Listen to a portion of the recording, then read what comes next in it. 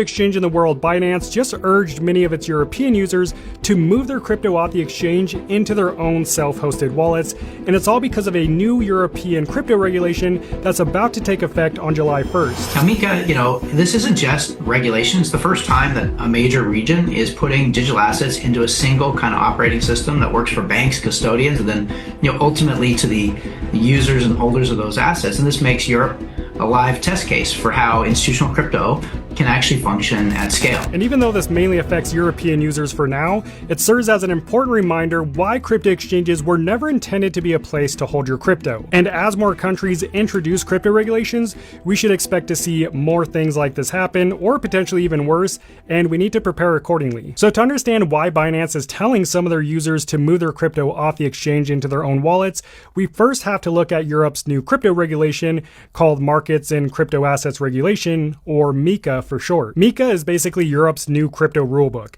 It requires crypto companies to get a license before they can legally operate. Similar to how banks need regulatory approval, crypto exchanges like Binance now need a MiCA license to serve customers across the European Union. And once approved, that single license allows them to operate in all 27 EU member states. Now, before MiCA, many crypto companies were able to operate with far less oversight, leading to scams, fraud, and billions of dollars in customer losses. So the goal of MiCA is to make crypto companies in Europe more transparent, better protect the consumers, and enforce stricter rules against fraud and market manipulation. And don't get me wrong, I'm all for transparency and safer platforms, but some European crypto users are now starting to face the consequences of this new regulation. Out of the roughly 1,200 crypto companies that were previously operating in the European Union, only 200 of them have successfully obtained this new MiCA license. The other 1,000 companies either haven't applied yet, are still waiting for their approval, or have completely exited the EU market. Without this MiCA license, exchanges are forced to restrict core services like buying, selling, and trading crypto.